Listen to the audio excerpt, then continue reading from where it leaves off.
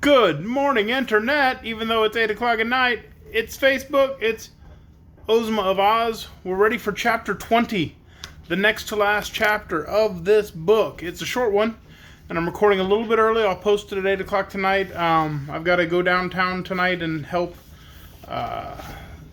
with a men's group project, but we're going to read this real quick. And if you recall last night, the Tin Woodman returned to our group. He was found. He was a whistle. So tonight's chapter is chapter 20 of Ozma of Oz. It's the next last chapter in the book, and it's called The Emerald City. Dorothy decided to accept Ozma's invitation to return with her to the land of Oz. There was no greater chance of her getting home from Ev than from Oz, and the little girl was anxious to see once more the country where she had encountered such wonderful adventures.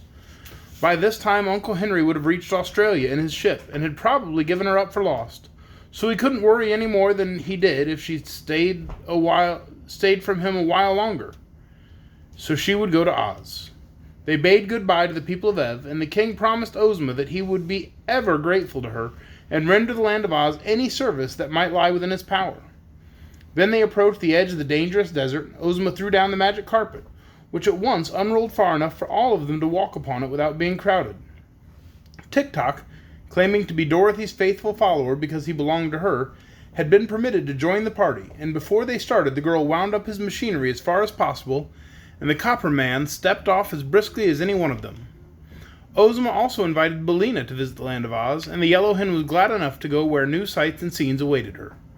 They began the trip across the desert early in the morning, and as they stopped only long enough for Billina to lay her daily egg, before sunset they espied the green slopes and wooded hills of the beautiful land of Oz.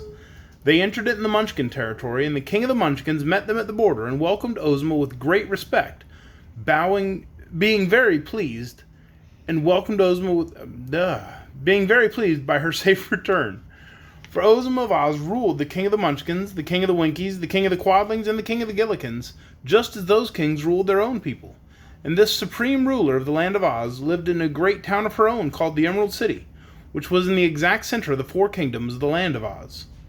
The Munchkin king entertained them at his palace that night, and in the morning they set out for the Emerald City, traveling over a road of yellow brick that led straight to the jewel-studded gates. Everywhere the people turned out to greet their beloved Ozma and to hail joyfully the Scarecrow, the Tin Woodman, and the Cowardly Lion, who were popular favorites. Dorothy, too, remembered some of the people who had befriended her on the occasion of her first visit to Oz, and they were well pleased to see the little Kansas girl again and showered her with compliments and good wishes.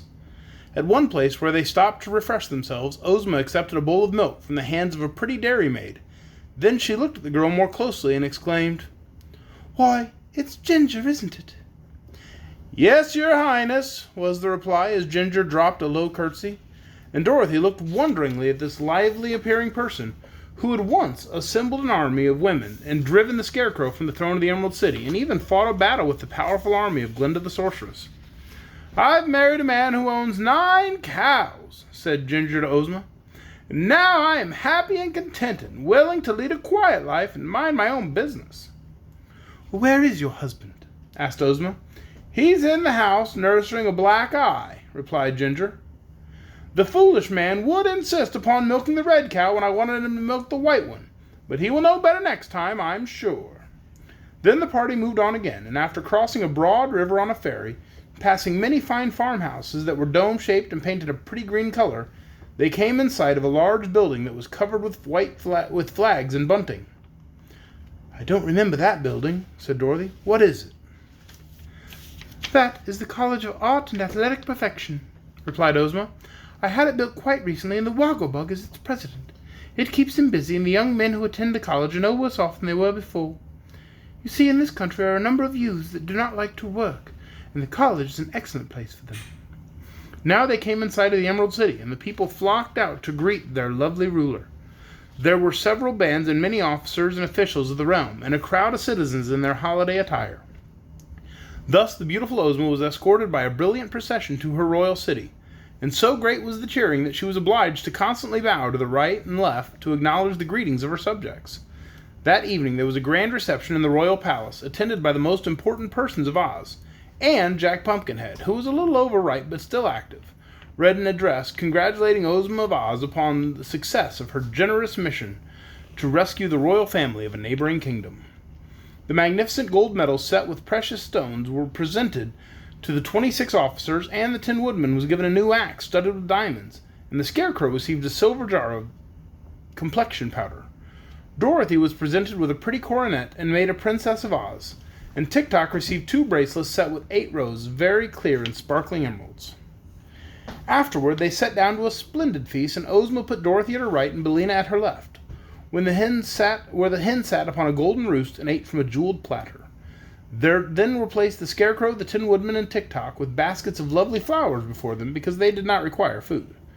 The 26 officers were at the lower end of the table, and the Lion and Tiger also had seats, and were served on golden platters that held half a bushel at one time. The wealthiest and most important citizens of the Emerald City were proud to wait upon these famous adventurers, and they were assisted by a sprightly little maid named Jellia Jam, whom the Scarecrow pinched upon her rosy cheeks and seemed to know very well. During the feast, Ozma grew thoughtful, and suddenly she asked, "Where is the private?" "Oh, he's out sweeping the barracks," replied one of the generals, who was busy eating a leg of turkey. "But I have ordered him a dish of bread and molasses to eat when his work is done." "Let him be sent for," said the girl ruler. While they waited for this command to be obeyed, she inquired, "Have we any other privates in the armies?"